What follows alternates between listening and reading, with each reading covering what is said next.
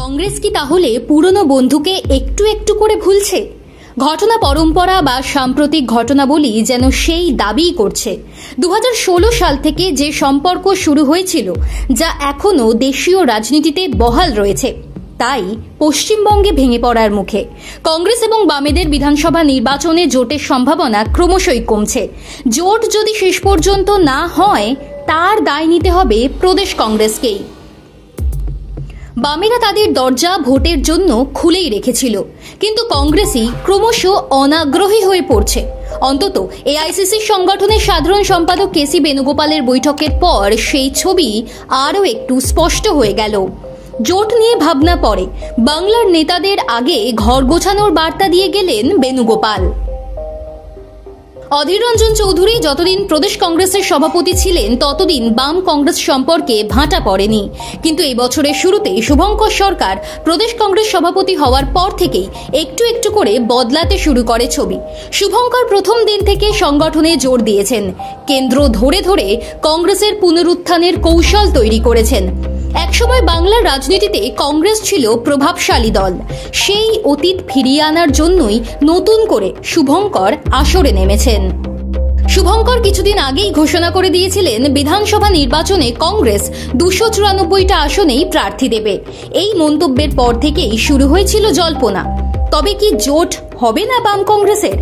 শুভঙ্কর নিজের বক্তব্যের সমর্থনে বলেছিলেন, সর্বভারতীয় নেতৃত্ব তাঁকে সংগঠনের কাজে মন দেওয়ার নির্দেশ দিয়েছে, যাতে সব কেন্দ্রে প্রার্থী দিয়ে লড়াই করতে পারে কংগ্রেস। শুভঙ্করের সেই বক্তব্যের ঝলকই বাংলায় এসে দেখিয়ে গেলেন বেণুগোপাল।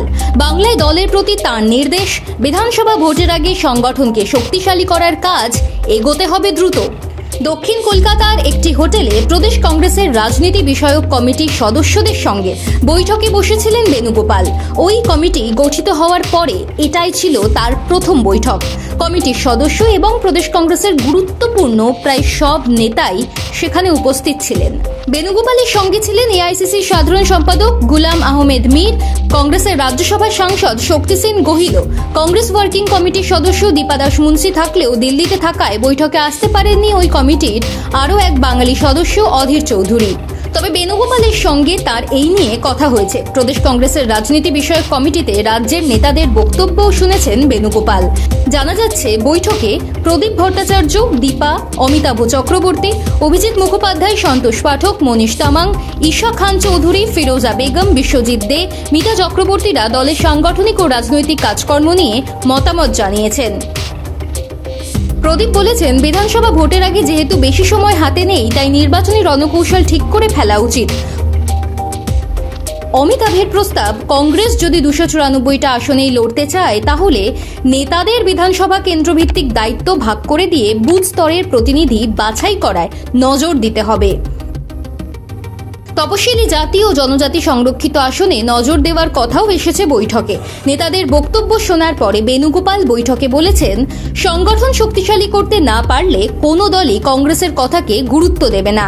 তাই সংগঠন ঠিক করা প্রথম কাজ। জেলায় জেলায় মণ্ডল বা ব্লক কমিটি গড়ে ফেলার কাজ সম্পূর্ণ করতে হবে। তারপরে প্রদেশ কংগ্রেস নেতৃত্ব কারো সঙ্গে জোট করতে চাইলে এআইসিসি সেই মতো সিদ্ধান্ত নেবে। বৈঠকের পরেও এই সংক্রান্ত প্রশ্নে বেণুগোপাল বলেছেন, প্রতিটা প্রদেশ কংগ্রেসেরই সিদ্ধান্ত নেওয়ার স্বাধীনতা রয়েছে। পরিস্থিতি বিশ্লেষণ করে প্রদেশ নেতৃত্ব মতামত স্থির করবেন, তারপরে এআইসিসিকে পাঠাবেন, তখন সিদ্ধান্ত নেওয়া যাবে। তার সংযোজন, এখন আমরা মতাদর্শের লড়াই করছি, সংবিধান বাঁচানোর যুদ্ধে আছি। জোটের বিষয়ে সিদ্ধান্ত নেওয়ার সময় আসেনি। আর প্রদেশ কংগ্রেস সভাপতি শুভঙ্কর সরকারের বক্তব্য, কর্মস্থান, শিল্প ও শিক্ষা, আইন শৃঙ্খলা এখানে মূল প্রশ্ন। শিক্ষকেরা চাকরি হারিয়ে রাস্তায় ঘুরছেন, বাংলায় ভোট ডাকাতি হয়েছে, আর নির্বাচন কমিশনকে কাজে লাগিয়ে বিজেপি ভোটার তালিকায় চুরি করেছে। এসবের বিরুদ্ধেই আমাদের লড়াই।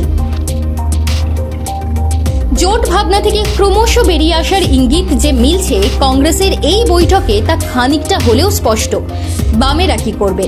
বিমান বসু, মোহাম্মদ সেলিমও একটা ব্যাপার স্পষ্ট করে দিতে চাইছেন, তৃণমূল এবং বিজেপির বিরুদ্ধে লড়াই করা দলগুলো ইচ্ছে থাকলে জোটে আসতে পারে, না হলে বামেরাও একাই চলবে।